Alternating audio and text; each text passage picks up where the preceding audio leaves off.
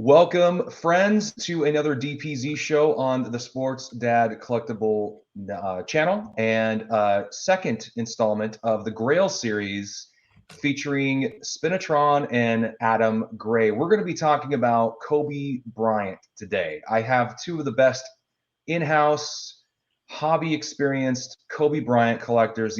Between these two guys, if you have a question about Kobe Bryant, you will find your answer every single time. I can attest to it because I've asked these two so many questions. They've been so incredibly helpful, and very privileged to have both of you on. Thanks, gentlemen, for being a part of this. Thank you, Dennis. Yeah, you're welcome. Again, this is a discussion about the bigger cards, what the top cards, the Grails of Kobe Bryant. Now, Grail can be defined very differently based on who you're talking to. We get that. But what we want to focus on are the cards that are the most sought after, the most in demand. They could be rare and obscure. There's nothing wrong with that. But really the focus is on the cards that the collecting base want. Someone who wants to collect and PC Kobe Bryant, and if they're going to aim to the sky, what are the cards they're aiming at? What are they looking for? So without any further ado, I think I've had you both on my shows in the past, so I think everybody knows who you are. We don't have to go through the origin story and all that stuff. Let's just kick this off. I'm gonna start with Adam. I'm gonna have you kick everything off, and then I'll have Spinotron respond or add his, and you respond. I mean, you can give me your top 10 if there's 10 Grails. I mean, Adam, talk to me about what a Grail is to you and what a Grail is to the Kobe Bryant community, in your opinion. Man, well, first off, let me just say it's really fun for me to be on here with Spino, somebody who I consider a friend, and somebody who's written for Basketball Card Fanatic magazine, and I've had on various things through the years. And like you, Dennis, I've asked Spino a lot of questions through the years. But when I think about Kobe Bryant Grails, from my perspective, as I was sort of thinking about this before the show, I think Kobe, maybe more than any other player, has like specific eras that he has like specific collectors within. And so I wrote this down. I think Kobe has 6 pretty distinct eras of cards. And I don't know if there's anybody else who has that many, who is like semi-modern, but these are the ones that I wrote down. So I think you've got rookies, you've got the late 90s, you have pre-exquisite, and then what we would either call pre-Panini or exquisite era, which is a little bit funky because that also includes things like Topps Chrome and some other cool things, but that's typically what it's called. Then you have his Panini active days and you have his post-playing days. And so I'm a collector at least somewhat in all 6 of those eras, but I'm not a Grail collector from all 6 of those eras. Frankly, because I probably can't be, right? Frankly, because people like Spino have 3 of the 8 EX credential nows, right? Like they're cards that from different eras are Grails that aren't even conceivable, that were never going to be possible. Although I've messaged Spino and said, is there any chance that you would move one of your duplicates? He just says no, and we move on from the conversation. It's great. It's cordial. We love each other, but we know that there's no chance that that's going to happen. So what that's left me to do is to say, okay, what are the Grails that are not sort of like impossible to find? And they're real Grails. They're just not, accompanied by $1 million or, high 6-figure type valuations. And that's what's great about Kobe is that you can sort of collect those Grails from each of those eras. Did I say anything that you would disagree with there, Spino, or are we pretty aligned on that? Yeah, I agree with your division. Yeah, that's great. Yeah. Cool. Well, do you think that one of those eras is better than any of the others?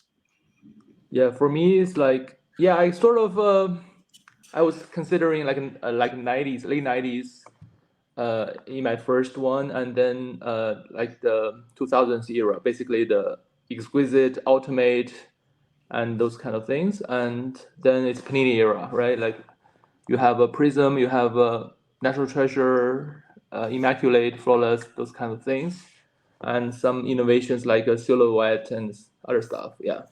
So it's basically you are more fine-tuned, like you divide up a little bit more within those each of those 3 period basically. There's some self-serving going on there on my part because there's like when people talk about like the exquisite era, you're the same way. You and I have competed over some cards in the pre-exquisite era, and that's super fun. But I think it's fun to differentiate between those things. If I was to sort of segue a little bit, if I was to look at you and say, okay, what do I think Spino's Grail of Grails are?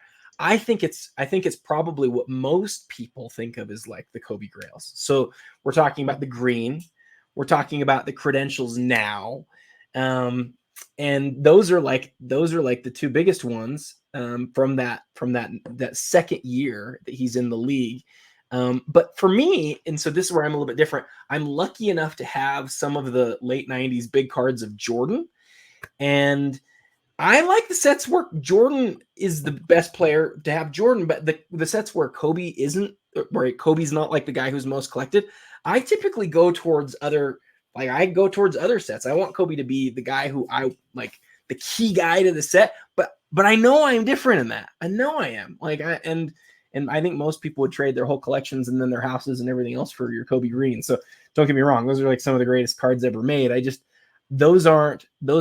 That's not the era that I sort of collect Kobe in. But I think if any of us were going to be really real, we would say the biggest cards that have ever sold of Kobe Bryant, it's the green. The green sold for $2 million, right? And Spino has one of those. So that's, Dennis, that's probably the Kobe Grail, is the green PMG. Yeah, I mean, that makes sense. It sort of leads the way with most cards. Just doing a little share here. With most cards, for anybody who collects in that era of 90s card, I mean, and I think a lot of us do. It's funny though, because like I collect guys from the 90s, but like you're collecting David Robinson there, right? Yeah. Is David Robinson the green? Does it immediately become your Grail? Like I collect Kobe. The Kobe Green isn't my Grail. It's for 2 reasons. 1, because I'll never afford it, but 2, because I'm not as focused on the 90s. I actually I'm not there. It's not my favorite era to collect in for Kobe. It's not. I don't know. I mean, I've talked to both of you quite a bit. I guess the fact that getting you both in the same room is actually quite funny, because you both know exactly all the things, all the questions I ask, and when it comes to Kobe, when it comes to just cards in general and the importance of cards, the provenance, all of that, the why the cards matter. I think a Grail for me is a card that you have to reach. It's a card that's in demand, that most people would put at number 1, but it's not unattainable either. I mean, for David Robinson though, it's the red PMG, and I got one, right? So that was the first one I got, and I went and got a handful of others. I'm going to sell a bunch of those just to sit around 3 or 4 or 5 bigger cards and just kind of hang out there, like that turquoise one I got today. I drove down to Tacoma to snag it. It was a really cool card, and it was kind of neat going into a card shop and buying a card. And that's a in hand, those things are pretty amazing. I didn't even realize they had like a refract to them, and those types of cards are important. I think that's not a Grail card, the one I got today, but yeah, the red is. The green, I don't know anybody who even has one. But it would probably be a bit more attainable than a Kobe or a Michael Jordan, right? So those 2 are going to cost more than I'll ever afford. So it's not a Grail to me. I think that I have 3 cards. I don't know if these Kobe's are Grails. You both know the cards I hold, the 3 I hold. I mean, the Credentials is an iconic card. Is it a Grail? I don't know. Maybe that super patch that Spinos allowed me to have. Is that a Grail? No. But is it a really, really cool, important card and rare? Yeah, it's awesome. It's really cool. I don't know where else I'd get one. I've never seen one before. And a guy like Spin had it for a long, long time. So in a way, that's kind of a Grail, because he had to decide to sell it to me in order for me to even have it. Otherwise, there's no way I'm getting that card ever. And so I think it kind of goes to, or the Superfractor, Adam. I mean, is that a Grail? Is that super a Grail? No, but What I would say is it's good for us to sort of clarify this at the beginning. And I know you've already done one of these episodes. We obviously haven't had a chance to hear it yet. But when people use different vernacular, they mean different things. And so the word Grail to some people means something that's like universally understood as the greatest, right? Great. And so I can say that the Kobe green that we have up in the screen right now, and I'm going to shut up quick because I'd much rather listen to Spino, and I think everybody would rather listen to Spino than listen to me. So I'm gonna try to not talk for too long. But the Kobe green that's the card. That's like the biggest Kobe card in existence. It's even worth more probably than like the best 1-of-1 type cards. I personally like the credentials now more, but the market and the hobby at large has indicated that is the Kobe card. But for me, Dennis, I feel much more comfortable talking about like what I think are the best things. And that's why I sort of break it down into these different categories and say which cards from each of these eras for Kobe are Grails. Because I think Kobe's got rookie Grails. I think he's got late 90s Grails. I think he has pre-exquisite Grails, exquisite Grails, Topps Chrome Grails, and he's got Panini Grails. So let's do that. How about you do that and spin? Okay. I guess you can choose how you want to respond to that because you have some of these cards. But yeah, I think folks listening to this program, I think a lot of folks already kind of know what the cards that are universally known. Cool. Within those different like segments of time and collecting spaces, that's cool. I want to know what those are. Cool. So I'll take. And thank you for thanks for giving us a sec to sort of like get into this because I feel like I'm into it now. So within these six categories, I'm literally gonna take 2.5 to 3 minutes, and I'm just gonna hit what I think about all six, condense it down as quickly as I can. So for the rookies, I think there's 4 clear-cut best cards. I think it's the Chrome Refractor. I think it's the Credentials. I think it's the Row Zero Legacy. And I think it's kind of a tie between the gold and the regular finest refractor. I think those are the best Kobe cards from that rookie year. There's some other cards that kind of come up like the Ultra Platinum and the Red, the Rubies, and some other ones of Platinum. But to me, those top ones are what they are. And so for me, I have a couple of them. I didn't care to get them in super high grade because that just does not matter to me in any sort of way. I wanted ones that look good. And so I have a Credentials that looks great, and I have a Chrome Refractor that looks amazing. They're ones the Credentials is graded an authentic, and the Refractor is graded a 7, and I think they're perfect cards. From the next era, the late 90s, you have the green that we're talking about, the Credentials now. You have the Rubies, you have the all of the serial number cards, and then the thing that you have that's a little bit different is that Kobe has sets that he's in that Jordan's not in. Right. One of them that comes to my mind is the Raise the Roof set. The Raise the Roof set is aesthetically one of the nicest sets ever made. It's absolutely fantastic. It's numbered out of 100. There are a few of these other sets, some of the Warp Techs from the prior years, or from I think, or the Warp Techs from Dominion. Are those 98 or 99 spin? Do you know? I think 99. I think 99. So those are out of 25, and those are incredible. Those are Grails. And then you get into the pre-exquisite era. The pre-exquisite era is, like you're out of the 90s, out of the key 90s stuff, but you've got like Upper Deck getting ready to create exquisite. So you have Ultimate Collection and SP Authentic, and you have Upper Deck in some of the key cards there. So from 2000 Ultimate, they made autograph patches. They numbered them out of 8, or they numbered them out of the player's jersey number. There's only 3 guys in the set. One of them is Kobe. It's out of 8. It's been my number 1 card on my list forever. Spino knows this. Spino has the 8 of 8 of that card. It's just a dream card. But what I have from that era that's pretty cool too is the first Logo Man auto, which was out of basic Upper Deck out of 2002. That is, that if I have a card that's considered a Grail of Kobe, that's it, right? He has like the first Logo Man autos ever. They made 9 of them. Kobe's 3 of the cards, Jay Williams 3 of the cards, and Jordan in a Wizards uniform is 3 of the cards. And so that's those are like the Grails from the pre-exquisite era. Then the exquisite era, you have the number pieces and the 1-of-1s. Again, Spino's your guy to talk to with those. The autograph patches out of 1, and then the number pieces. And then also in that exquisite era, you have gold refractors and superfractors. I got this close to one of the Kobe superfractors out of Chrome. Didn't end up happening. I was able to buy it at like 10% for a card that didn't matter as much, which was another superfractor that I love, but it's not in that sort of vein, is like the Chrome superfractor.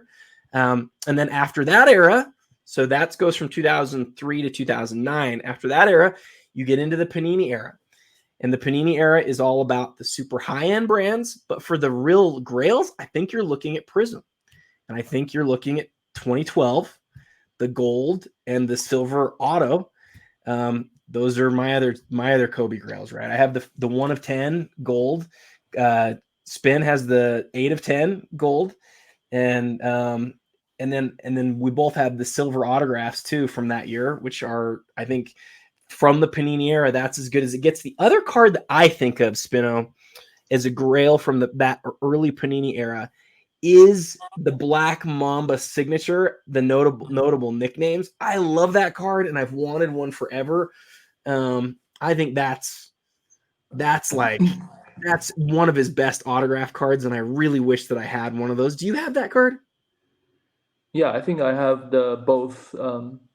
Yeah, so what you're mentioning is about the inscribed autograph, right? Inscribed autograph in the Panini era, there are only 4 within his playing days as you divide it. So there's a 2009-10 National Treasure notable nickname out of 99 has a Black Mamba inscription, and then there's a replacement based version which is out of 35 with the inscription MVP, and then there's this USA superscribe from Gold Standard, and the last year of his National Treasure out of 49, where he signs Black Mamba and Avino. So those are like the inscription sets. Yeah. Is that immaculate? No, it's not. Still National Treasure. Yeah. There's something in him. I thought there's something in Immaculate where he signed the last few. Yeah. There are some occasional serial number where I think in the first year, in the 97 out of 99, he signed something like Black Mamba or something, because that's his. I think it's the last 5. The last 5. 96 or something. Yeah, I don't know. Yeah. Yeah. So then the and I'll just, again, last thing. Then there's the post-career Kobe stuff, which there's a lot of cool stuff. I think the autograph, there's some really killer autographs. There's the unparalleled autograph where he's soaring through the air that's out of 50. There's the Noir, the signature spotlight from 2016 that I think a lot of people view as like one of the best looking cards ever made.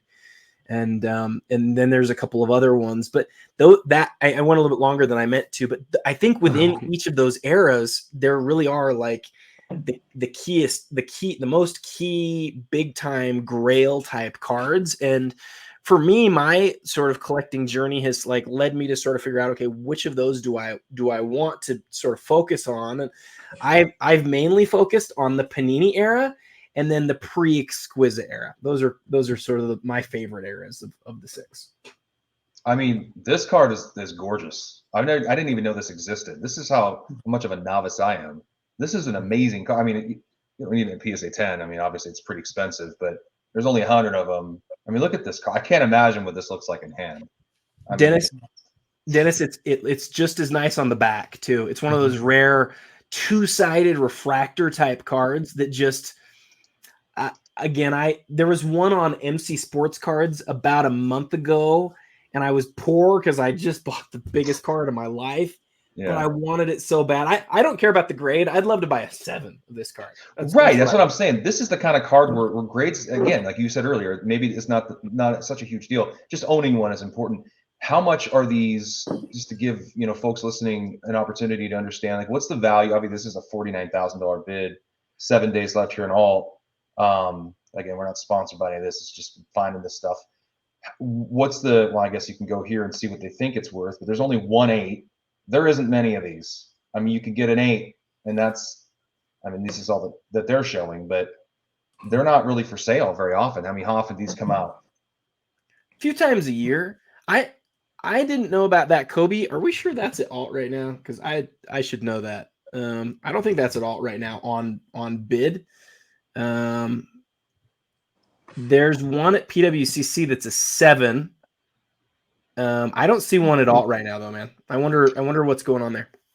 It could be like the universal search they have. Yeah, I think that's right. From the web. I just pulled this thing up, and I think that's right. That's exactly. I wouldn't take it seriously. This is probably not right now. But there is one. Maybe let me talk a little bit about 90s and Exquisite to complement what Adams was talking about, so that it's more comprehensive.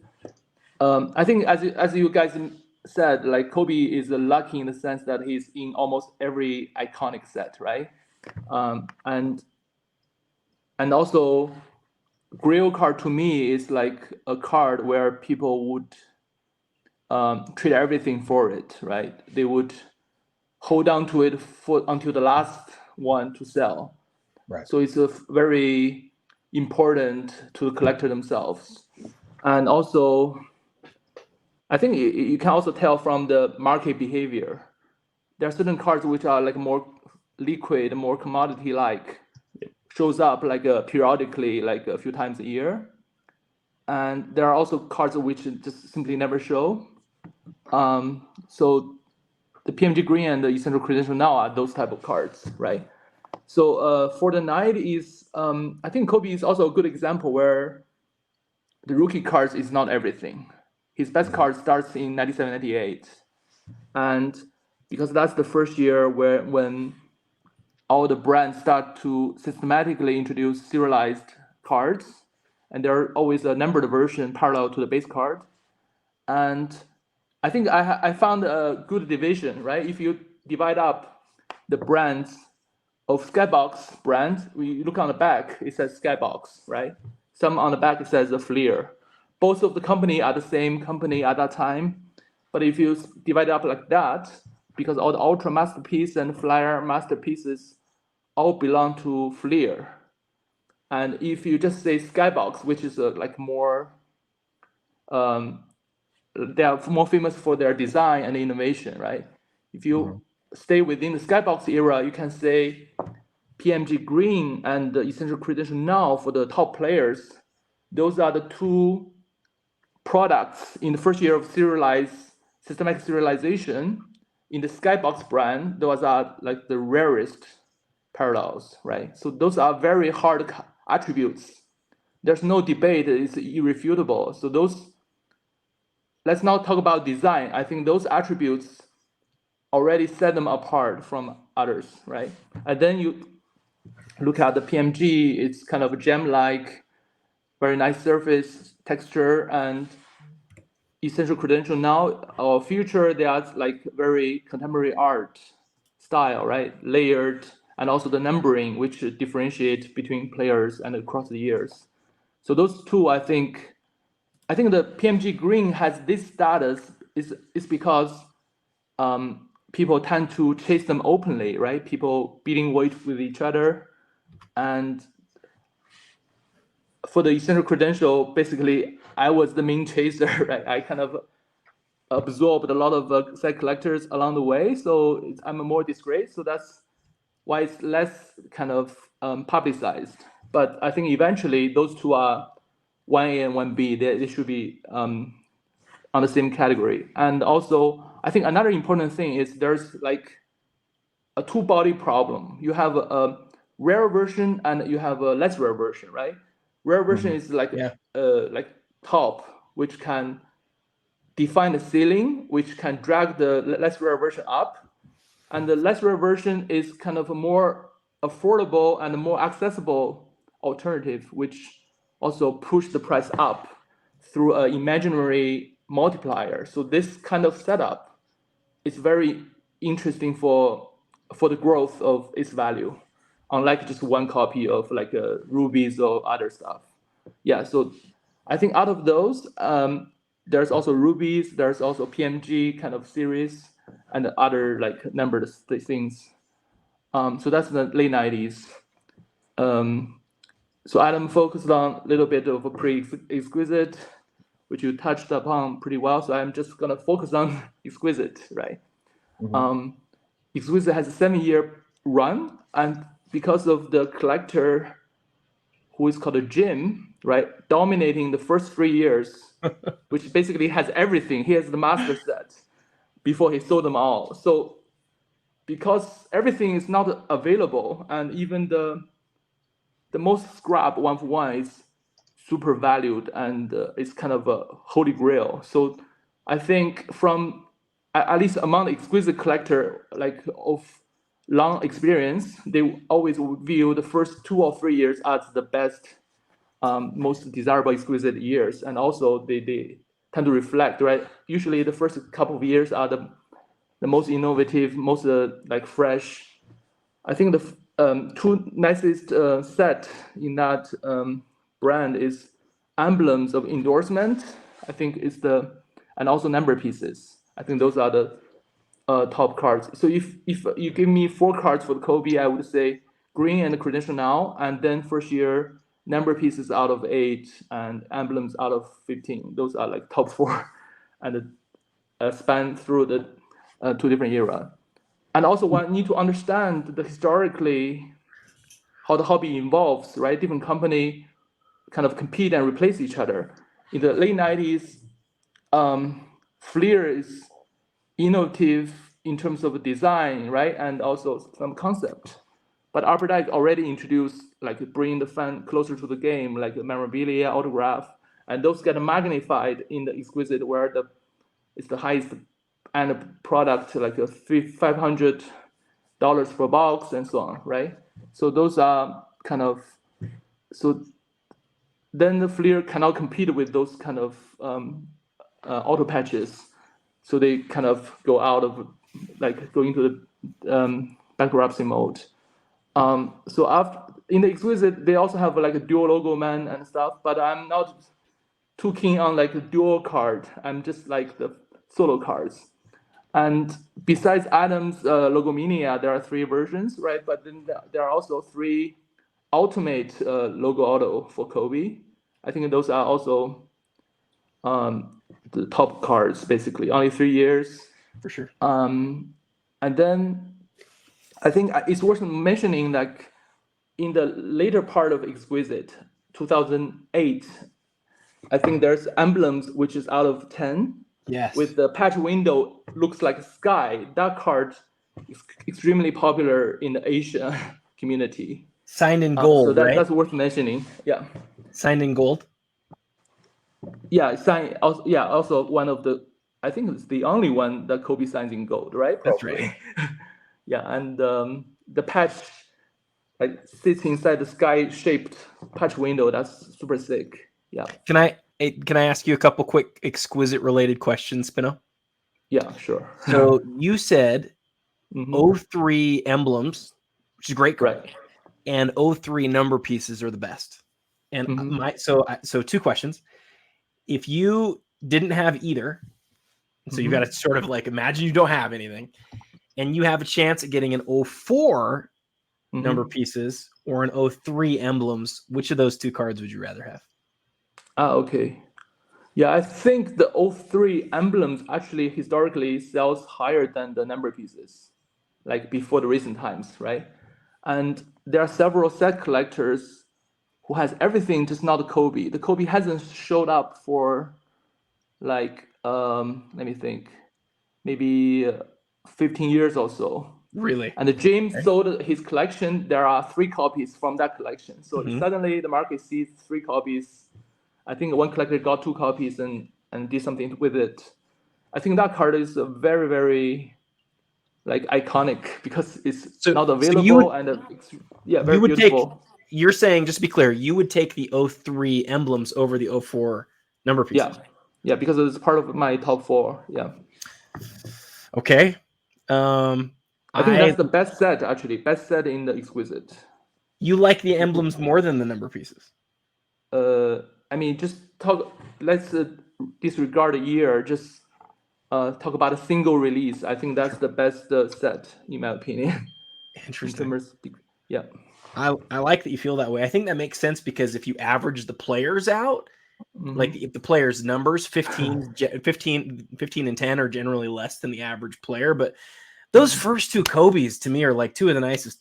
Those first 2 number pieces Kobe's are like, out of I think those are 2 of the nicest. Like I personally would take the 04 number pieces over the 03 emblems by far. I like the 08 emblems more than I like the 03 emblems. But you're right about timing and about like that's a great and it's a great card that Dennis has pulled up here. I mean, it's an amazing card, but to me, it doesn't. It's really about rarity, and that 08 year is just so darn. It's so different. It's like it's one of the most unique, exquisite cards ever made. I've never owned any of those sort of things, but anyway, I've interrupted you. I love where you're going with this. One more quick question. Would you, because you have the 2000 Ultimate that I've talked about wanting so much. If you had a chance to trade that for an 03 emblems, you would do it? You mean pretending I'm doing this trade, right, without having the card? Yeah, I think. Wow. I think so. Wow. I think actually the emblems actually privately sold for 250,000 times 3. Like each copy sold that much. Wow. I think that's quite high. Sorry, let me just turn off this machine. It's beeping a lot. Well, Dennis, while Spino's doing that, let me just say the thing that shocks me about that is that card that you're looking at right there is almost twice as plentiful as the card that Spino has the 8 of 8 of. And again, for me, aesthetically, that 2000 Ultimate Collection is, I think that the image of Kobe on that, it's missing the holofoil. I wish it had holofoil, but I always say the Ultimate Collection had to walk before, Exquisite could run. And I just, it's older. It's the first autograph patch. I would take that all day over this card. I would. Yeah, I think this card, I think the first year Exquisite is just so iconic, like this kind of design, right? Like this whiteness on top of it. There's some like this kind of ink spread it over, and there are these patch windows.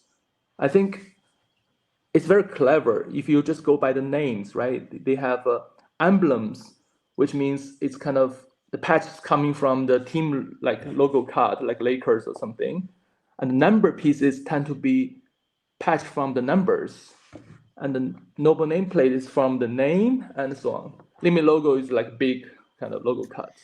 So the name from the name is already indicates the origin of the location of the patch. And I think it's just because this card was one of the earliest card I'm chasing when I entered this collecting. So it's more significant to me in some sense. Yeah. I love it, man. If it were me and I was comparing this with the number pieces, I'd give it to the number pieces. I would, and by far, I that's a dream card. And then if it's the dream or the number pieces versus the 2000 Ultimate, I think that's pretty close personally, just because I really value how important a card was in the sort of not only in the history of how things sort of came together, but like its place in the progression of cards. And again, 2000 Ultimate Collection is the first time we ever see a stamped serial numbered patch auto, and the image of Kobe is nicer on that. It's the way that his image on the card. Close up. Again, I'm talking up, just Dennis, to be clear on this, I'm currently talking up a card that I don't have. I'm talking up a card that Spino has. And he's talking up another card, and so it's interesting to sort of think about the different sort of perspectives. But I do think we need to look at like which cards sort of informed the future of cards, and that 2000 Ultimate Kobe that you've got, to me, that's I doesn't get much better than that to me.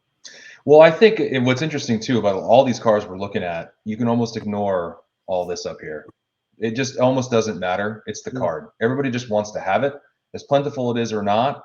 Or you look at, this card. I mean, I tend to like these ones more. I'm more the 90s guy. I'm probably the late 90s guy, 97, 88, 99. My PC of like Griffey or Kobe or D-Rob, it's all that year, for that frame of time right there. It's some of the best cards, right?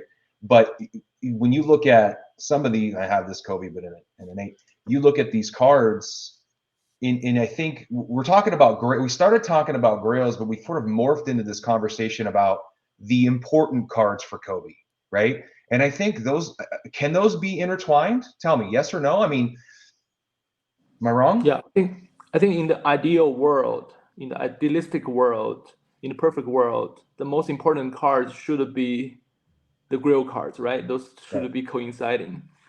But collectors collect in their own way, and there are various like reasons.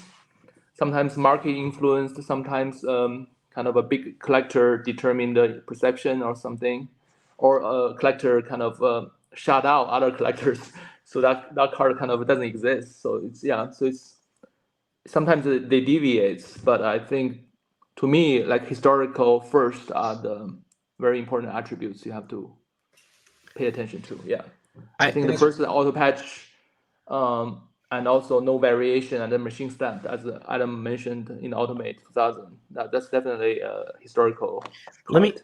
Let me, Dennis, let's do one other thing real quick before we go on. And I know we're short on time, but I've got to ask Spino this. I think this is super interesting. Do it. So, Spino, your house is burning down. You only get to grab 3 Kobe cards. Someone's stealing one. Wait, am I stealing a question? No, you're just taking my that was like my go-to in the very beginning of the collector series. Carry on, brother. Keep going. I like this. Sorry. I like where it's going. It's I like a where it's great going. question, though. It is. It's awesome. And this is a great question because I don't know what his answer is going to be here. I really don't. You only get to keep 3. You have to get rid of the rest, whatever the reason is. You have to send some to your buddy Adam, who's always trying to get big cards from you. You don't ever sell cool cards too. So you only get to keep 3. Which 3 are you keeping? Right. Yeah. So for me, I collect Kobe, and the cards kind of make me collect the sets, right? I think that the most important sets I'm focusing on is the essential credential, and that was because of the essential credential now I picked up early on. I think that was one of the cards, like 2 out of 8. Yeah. And also that is definitely one of the cards because that kind of make me who I am, and keeps keep searching eBay to chase the set. So I'm kind of active until today. Otherwise, I might be like satisfied with the Kobe and retired a long time ago. So that's one of the card. Another one is actually the first year exquisite, the base parallel auto patch 1 of 1. Right. That's a card which is kind of top of my list when I entered the hobby 2009. And I was told that this collector, Jim Tommenfeld, Exquisite 613, he owns it, and my only chance is just to outlast him, basically. So I have to stay healthy and positive mind. But just during the COVID times, he somehow kind of unloaded all his Exquisite stash, so I was able to land that card. Yeah, so that's another one. The third one can be tricky. Maybe I don't know. Let me think. Just quick. to be clear, Dennis. Just to be clear, he has the most expensive Kobe card in the world, and he hasn't said that one yet. Just to be clear. Yeah. So I hope everybody realizes what's going on here right now. So is he gonna say it, or I know there's a couple other ones that are out there. So what's he gonna say?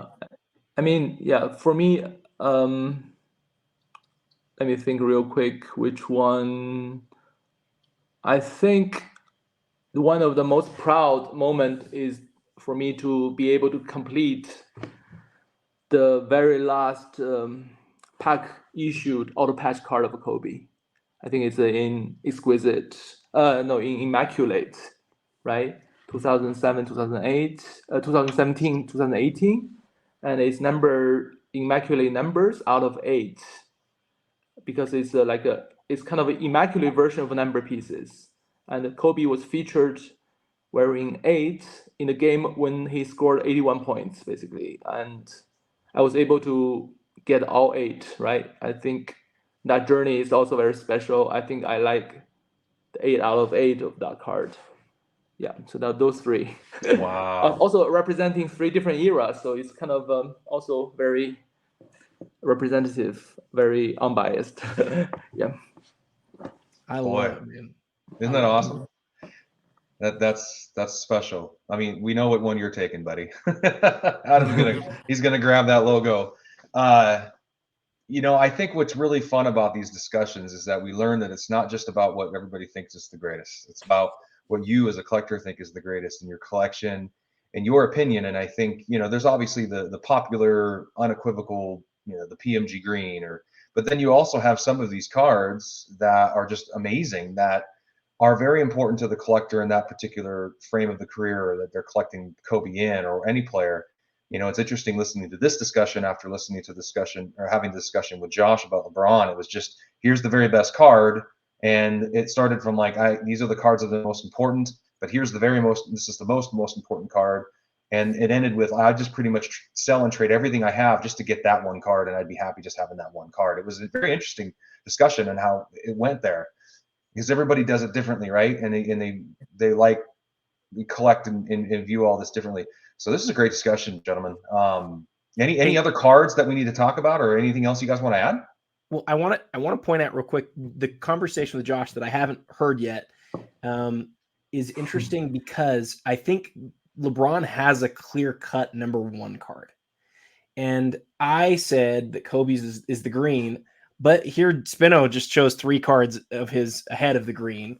Right. And I think that makes sense. The LeBron, I haven't heard it, but I'm guessing that he was referring to the Ultimate Collection Logo Man Auto from 2003. That's the best LeBron card. Is that right, Dennis? Is that what he said? Yeah. That hasn't ever been seen, or at least we don't know publicly. He knows. I think he knows who has it. If I'm remembering correctly. I don't think so. No. It doesn't exist publicly in a way. If somebody knew, there's another one. There's like sort of a secondary Logo Man Auto from Ultimate Collection of LeBron, but that's not the RPA. That's from like a different set, and it's an incredible card and multi-million-dollar card. But the best LeBron card, nobody knows where that is. It's, in fact, I've said that the Steph Superfractor is the most valuable card that people don't know where it is. That's not true. It's the LeBron. The LeBron Ultimate Logo Man is the most valuable card that I think nobody knows where it exists.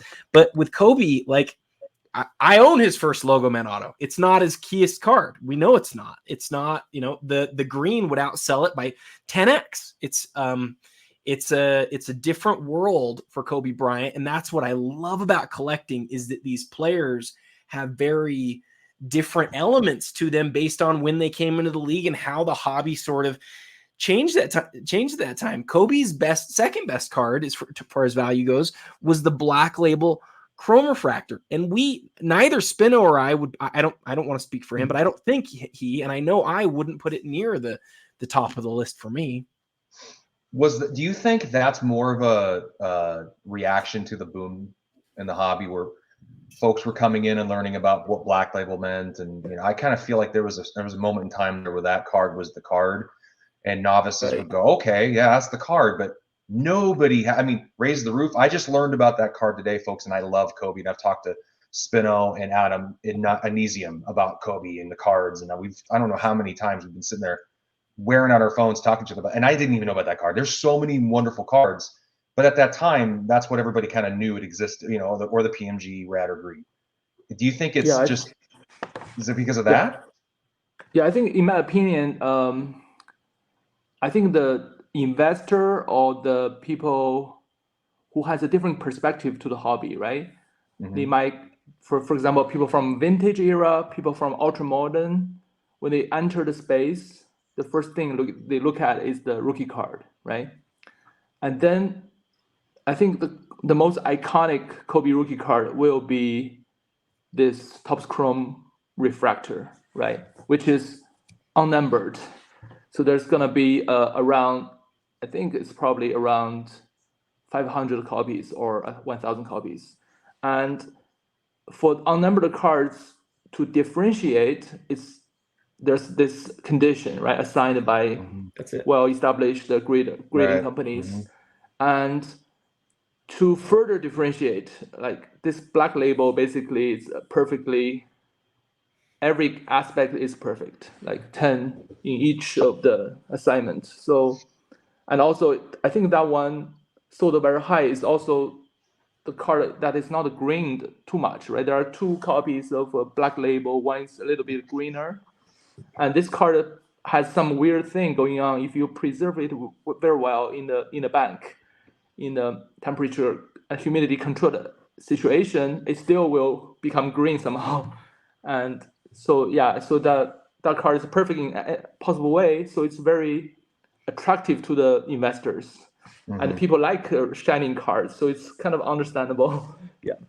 So real quick on this thought, Spino earlier, remember Dennis, when he was talking about how you can have like a lower level of a card, and he was talking about the PMGs, and then he was talking about the credentials, and credentials has the now that's to 8, right?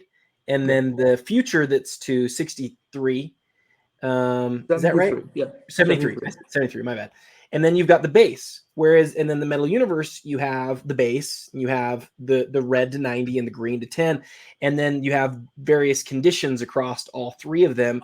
That's a way that you can sort of differentiate between something that's important. So if the green was to go up for sale today and it did some huge number, you can bet, for right or for wrong, that the next red would benefit from it, and the next PSA 10 base would benefit from it. And it's the same thing with this Kobe refractor we just talked about. We didn't talk about the Panini era at all, which is funny. That's the era that I have like the best Kobe cards from, I think. The same thing happens in the Panini era, except for what they did that was just so brilliant, right? You look at that first Chrome set, you've got the base and you've got the refractor, and then you differentiate across condition. The first Prism set, you have the base, you have the silver, which is just like the refractor, and then you have the gold that's out of 10. And that was so popular that they then did it every year since then. And then they added a million parallels. You can say what you want to about those different parallels, but people love when you can differentiate not only on condition, but on cards too, which leaves this question, Dennis. It's a really interesting question. Spino, what if Topps Chrome had that foresight? You know where I'm going with this. Back in 96, and they had a gold refractor numbered out of 10 or numbered out of 50. Can you imagine what that? Can you imagine what that would do in this market? Like, yeah, it's mind blowing, and that's why people go after this really rare stuff, because they think, what if this had existed back then? What if Michael Jordan had a rookie numbered to 10? Could have been one of the coolest things ever. Right. Yeah, I think the Prism really is kind of the Panini's synonymous kind of product, right? The market cap probably the largest in the brand by far. Because of the lots of rookie Black Finite just simply sells millions, and also lots of Prism Gold are not far behind. Yeah, I agree. I think if you look at the cards by 10 out of 10 and out of 50 and out of 100 or unnumbered but a high grade, the behavior are completely different, right? Out of 10, you basically see once every 5 to 10 years. Out of 50 is like once or twice a year, and out of 100 is can be anytime. So that's why I think the larger the print run, you have the co-owner risk, basically.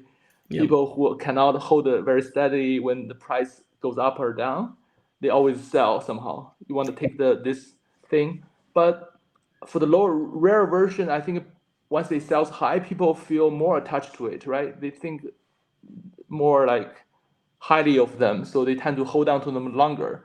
So not only they are intrinsically rarer, but also the co-owners also find them more like sentimentally attached to it. So for example, out of 10, there are probably only 3 copies that are really circulating, but out of 99, there might be like 80 copies. Seriously. Yeah, so that's completely different dynamic. Yeah. It's what we've seen with Brady, right? Brady's rookie. Yeah. You know, everybody loves Tom Brady. His best rookie card, everybody loves it. There's 100 of them, and we've seen it move like 70 times in the last 3 years. Some crazy number. Whereas, I think the organic growth is important. If the card goes from because this Brady card was purchasable around 10K to 20K, right, 5 years ago or 6 years ago, and suddenly it becomes $1 million level, so it's life-changing. Yes, people just gonna switch that into the life-changing amount, right? And everybody, basically all the Brady collector I know, maybe 20 of them, everybody is selling the card. Some get slotted later and get less. But if it's organically grow, like 20K becomes 100K or 200K, then people will feel more attached to it, right? Because they feel people do not want to sell things which becomes better, appreciate in some way. And then it's not life-changing and you can gradually adapt into it. Maybe that also play a role. I think the pandemic make price jump too high. So many people change their kind of mindset, right? Before we have to go around convincing the owner to sell the cards and find it everywhere on the web. But during the pandemic, in the hobby boom, everyone is selling, so you just sit there and choosing from all the offerings. So it's a completely different dynamic. Yeah. That's the beautiful thing about collecting now, and I think that's what's changed, and I think that's what's great about the hobby. What I've learned is that the cards I want now, I have to try to convince the person to sell it. The Griffies that I want now, I have to convince them to sell it. Or you sell it, and then the next day you instantly regret selling it because you know it's going to be so hard to get it back. Great discussion, gentlemen. I know we're up against it on a time frame standpoint. I want to thank both of you for being a part of this show, this Grail Series. What an interesting and fascinating discussion on Kobe Bryant, his best cards, his important cards, the cards that matter to the both of you. I think everybody who listens to this program, and especially those who love Kobe, are going to learn a lot. It's going to be time well spent. I want to thank everybody who jumps on and views this channel or views this show. You can follow Spinotron at Spinotron on Instagram. You got at I am Adam Gray, right? Or the real Adam Gray, right? The real 27 guy. The real 27 guy. I'm sorry, the real 27 guy. Go ahead and follow him there. You can find me on my own podcast now. Other than this weekly show I do here with the Sports Card Dad, it is at Melted Wax Podcast. Go give me a follow. I'm on Spotify as well. Thank everybody. Thank you, everyone. Go comment below. Ask questions. These guys will probably come back and take a look, and hopefully we'll answer some of those questions for you. Appreciate your time. Have a great rest of your day, both of you, and thank you for joining me today. Thank you. All right. Take care, everybody.